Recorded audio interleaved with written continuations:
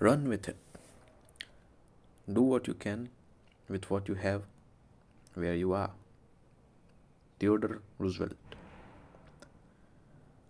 The first time I saw Jeff was when my best friend Brian and I were in fourth grade. When our teacher introduced Jeff to the class, she explained that he was sick and that he might not be able to be in class all the time. Jeff was completely barred from cancer treatments and he wore a hat. That was one reason that he and I bonded right away. Being the tomboy that I was, I liked wearing a hat. Only I wasn't allowed to wear one in class. Jeff was allowed to wear his hat all of the time. Other than that, he was a normal friend to both Brian and me. Some things he couldn't do as well as the other kids because he had tubes in his chest for his treatment. But he never thought but we never thought of him as sick because he didn't act that way. The only time that we would realize that Jeff was sick was when he went for his chemotherapy treatments. We had noticed the difference, but we had just sort of think, yeah, Jeff's not feeling really well now. And then it would pass and things would be back to normal. Jeff, Brian, and I were really sports oriented, and we became best buds. We would swim, run, and jump on the trampoline. As fourth grade progressed, Jeff got better and better. By the end of the school year, he went into remission.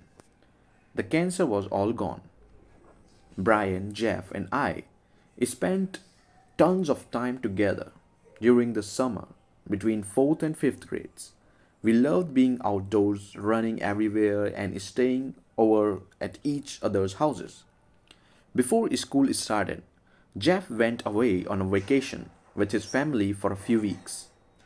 Then came the night that I will always remember. We were eating dinner when the phone rang. It was Jeff's mom calling to say that Jeff was in the hospital. The cancer had come back. My reaction was, wait a minute, what's going on? Jeff and I talked on the phone the next day, and he sounded like his normal self. I couldn't really imagine him being back in the hospital. Then, a few days later, my mom took me to visit him.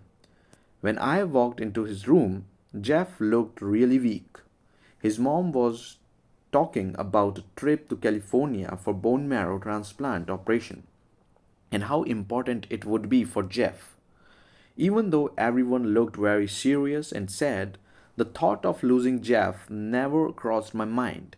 I just thought he would get better. During the next few weeks before the operation, Jeff was allowed to play with Brian and me, but he had to wear a surgical mask because he had to be careful of infections. I realize how I realize now that his parents wanted him to experience as much of life as possible while he could. One night, they took Jeff and me to this really fancy restaurant up in the mountains, and it felt sort of like a date. We both dressed up, which was weird for me because I never wore anything but shorts and hats. When Jeff left for the California to have his operation, I told him, bye, see you in a month or so, as if nothing much was happening. I wrote to him while he was there, and the letters that he sent to me talked about the things that he would do together when he returned home. It didn't even cross my mind that I might never see him again. Then, one night, I went to a skating party. Brian was supposed to be there, but I couldn't find him. When I got home, my dad was out in the garage working on a project. When dad spotted me, he opened the door to the house to let my mom know that I had arrived. I walked into the house and mom said, I need to talk to you alone in your bedroom, Susie. I grabbed some chocolate chips off the counter and bounded off to my room. Jeff, mom called, was all she had to say. I knew. The chocolate held me tightly. I have never been an emotional person, but my heart just sank and I felt empty. It was too hard to believe. Brian had heard about it just before the skating party, and that's why he hadn't been there. That evening, Brian and I talked for hours. We had never talked much on the phone before because we had always been doing things, but that night we talked and talked, reminiscing about Jeff. We started worrying about Jeff's parents and if they could handle the medical expenses, and that was the beginning of our idea. We wanted to do something, but we didn't know what. When we figured out that Jeff's parents didn't need the money, we started thinking instead about something that would help everybody remember Jeff, something to honor him. Brian and I thought about the time the three of us did a run together. Jeff had loved running, but it had been hard for him to finish the run. He was really happy when he was able to cross the finish line, and so were we. Why not do a run for Jeff? It seemed like a good idea. We knew that we would have to advertise in order to have enough runners, and that we'd have to get sponsors for food and drinks. We even thought we knew what the forms needed to look like for signups. I know now that all of this planning was part of our grieving process. All through it, we told each other stories about Jeff. Right around that time, his parents donated a tree to the school, and we all planted in Jeff's memory.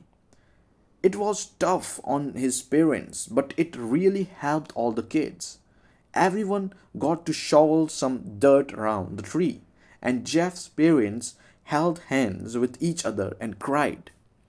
If we had been told enough to know what was really involved, we probably wouldn't have started it.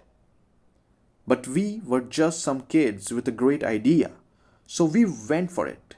We took the phone book and started calling Coors, Pepsi, and Mile High yogurt, anything we could find.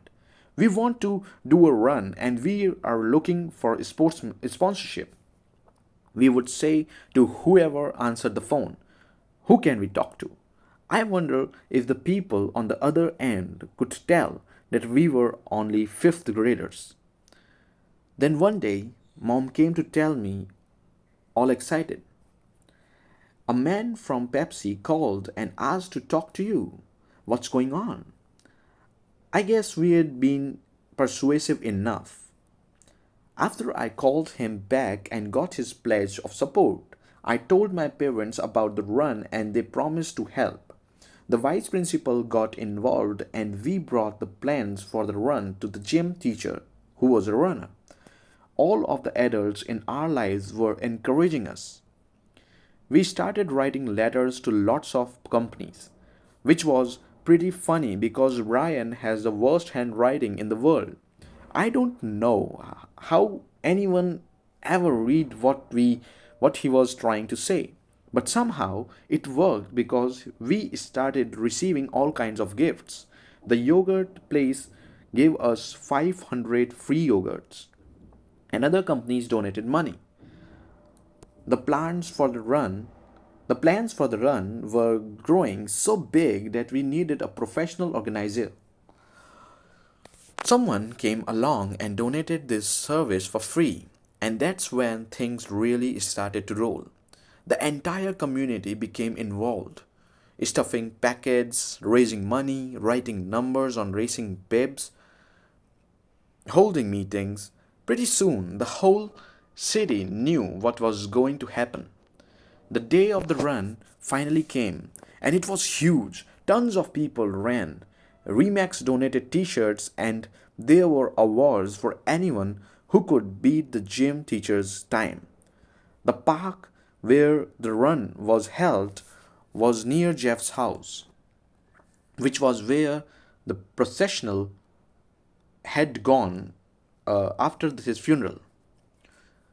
Because of where it was held, the run had even more of a special meaning to Brian and me, and we raised $10,000.